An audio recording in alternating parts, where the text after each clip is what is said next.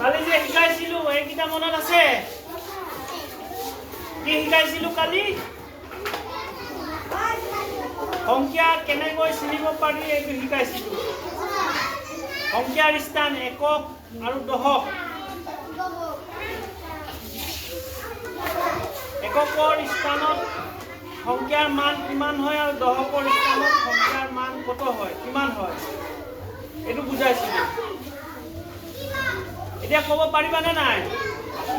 পাৰিবা? এতিয়া আমি লিখিম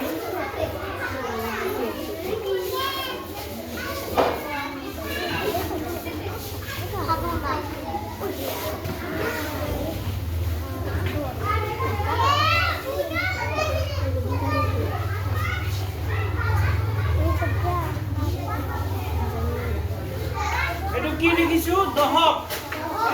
ইয়াৰ পৰা আৰম্ভ কৰিব লাগে, একক আৰু দশক।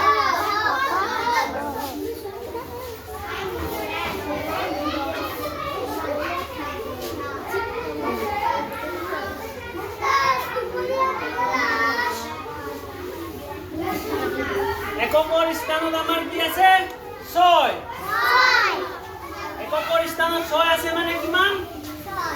6 বুজি পাইছে? আৰু দশকৰ স্থানত কি আছে? 5 দশক মানে কি আছিলে? ইয়াৰ মান কিমান হ'ব?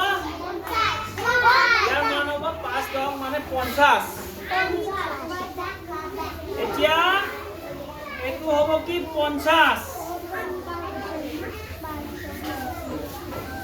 এইটো কিমান?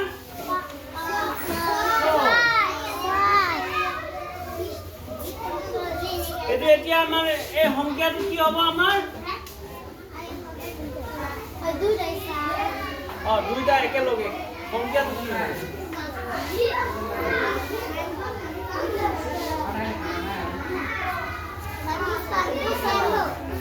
56। তাৰমানে এইফালে দশকৰ 5 থাকিলে কি আমাৰ? 50। ইয়াৰ স্থান মান হ'ব ইয়াৰ 50, হয় না? 50ৰ পিছত এইফালে আছে আমাৰ এককৰ স্থানত আছে 5 আছে মানে 50ৰ লগত 5 যোগ কৰিলে কিমান হ'ল? 56। বুজি পাইছে? দশকৰ স্থানত 5 থাকিলে 50, 6 থাকিলে কিমান হ'ব?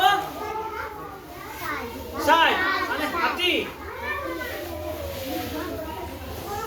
আৰু 8 থাকিলে 80, 9 থাকিলে কি? 90। বুজি পাইছে? এতিয়া বেলেগ এটাই কওঁ, মাছুমাই ক'ব নালাগে, বেলেগ এটাই ক'ব লাগিব।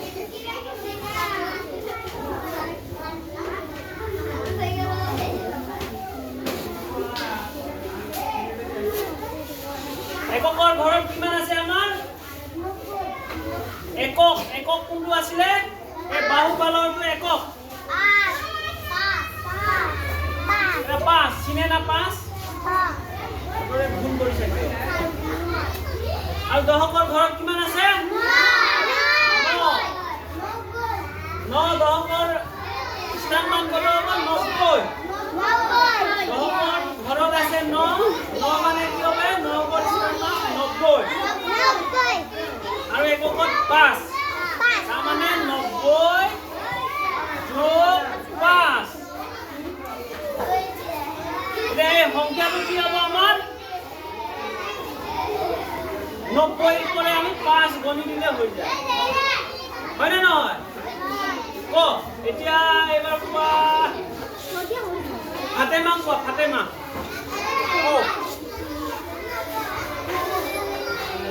কি হ'ব এইটো?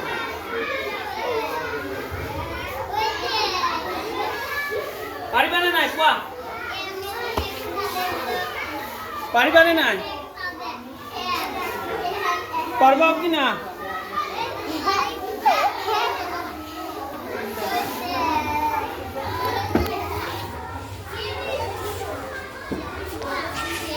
কো পারিবা না?